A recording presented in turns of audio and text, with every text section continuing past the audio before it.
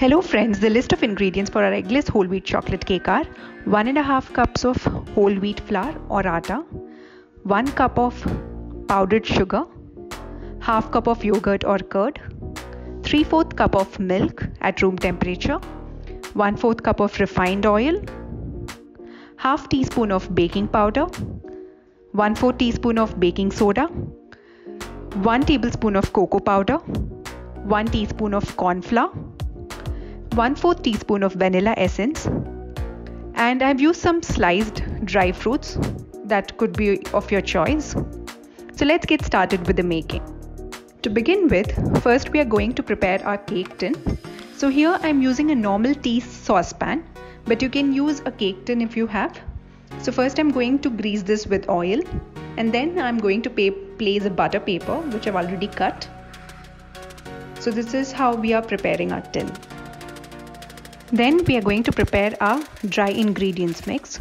So first we are going to add the whole wheat flour or atta to the bowl, followed by baking soda, and then baking powder, cocoa powder, followed by corn flour. So now we are going to mix it all with the spatula. After mixing, we are going to sieve our dry ingredients from a top height for 4 to 5 times to make our cake spongy and fluffy.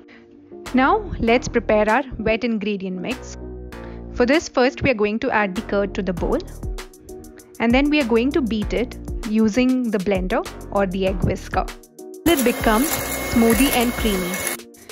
And next we are going to add the sugar to the curd, and we are going to beat it till it gets incorporated well.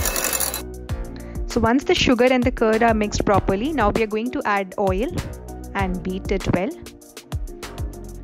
followed by vanilla essence, and then give it a nice mix. Once the wet mixture is ready, now we are going to add the sieved dry ingredients to the wet ingredients. So we'll add the ingredients gradually and keep mixing it using the cut and fold method with a spatula. So as you can see, our mix is a little tight. So now we are going to add milk gradually in small quantities. So as and when you are adding the milk, keep mixing the cake. So slowly we have added all the milk, and now our cake batter is ready. Now we are going to pour our prepared cake batter into our already greased saucepan. Our cake consistency looks something like this. Now we are going to gently tap the cake tin. Let's garnish our cake batter with some sliced almond nuts or any dry fruits of your choice. Now we are going to bake our cake on a roti tawa.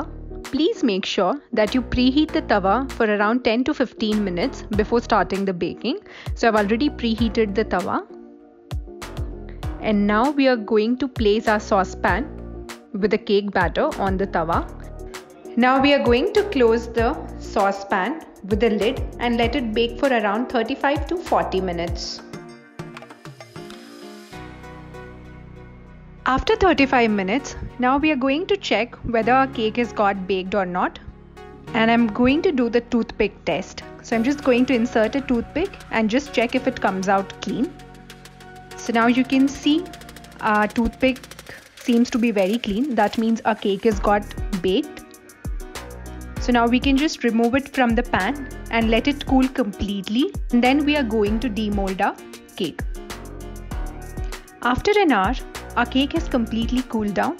So now we are going to demold our cake onto a plate. So we are just going through the edges, and then we are going to demold on a plate.